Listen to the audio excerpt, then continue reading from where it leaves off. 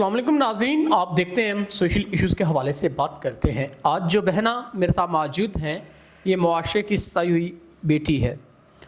یہ اپنے معاملات زندگی کو چلانے کے لیے بہت مشکلات سے دوچار ہے، مگر ان کو تحفظ چاہیے نکاح کی صورت میں۔ اگر کوئی ایسا انسان جو ان کو تحفظ دے سکے، ان کی ضروریات زندگی کا خیال رکھ سکے، ان کو تحفظ دے سکے جیسا کہ عورت کو معاشرے میں دینا چاہیے، تو آئیے باقی جو بھی معاملات ہیں ان سے جانتے ہیں۔ السلام علیکم۔ وعلیکم السلام۔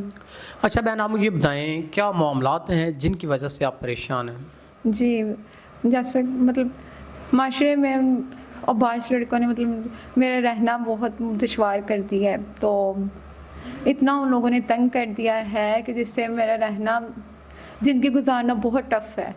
تو اتنا وہ تنگ کرتے ہیں کہ اب یہ ضرورت محسوس ہو رہی ہے کہ ایک ایسا پرسن ہونا چاہیے جو میری حفاظت کرے۔ جیسا کہ آپ لوگوں کو پتہ ہے کہ عورت کا ویسے ہی لوگوں نے جینا حرام کر دیا معاشرے میں، کوئی بھی عورت اکیلی جا ہی نہیں سکتی بغیر کسی مرد کے۔ تو میں چاہتی ہوں کہ ایک ایسا سنسیئر پرسن مل جائے جو میرے تحفظ کرے اور ٹیکل اچھے طریقے سے کرے، اور میں چاہتی ہوں کہ وہ عزت اور تحفظ بھی دے، اور تاکہ میرا معاشرے میں رہنا بہت رہنا اچھا ہو جائے، میں تاکہ اچھے طریقے سے زندگی گزار سکوں۔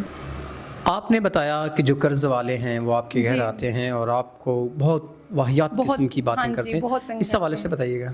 جی، قرض والے آتے ہیں، وہ روزانہ دروازے پہ آ کے تنگ کرتے ہیں کہ ہمارا قرض چاہیے۔ میں کیسے ان کا قرض چکا سکتی ہوں؟ میرا اپنا رہنا ہی دشوار ہے، میں باہر جب نکلتی ہوں تو وہ واہیات لڑکے بہت تنگ کرتے ہیں، تو میں کیسے اپنی رسپانسبلٹی کیسے اٹھا سکتی ہوں؟ قرض والوں کو تو اپنا قرضہ ٹائم پہ ہی چاہیے، میں ان کو کیسے دوں؟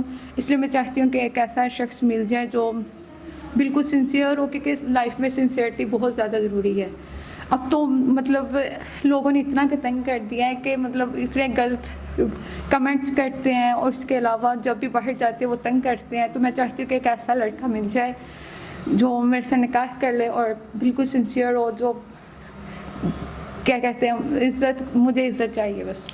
ناظرین، اس بہن کو، اس معاشرے کی بیٹی کو عزت چاہیے، وہ ایک نیک انسان کی صورت میں۔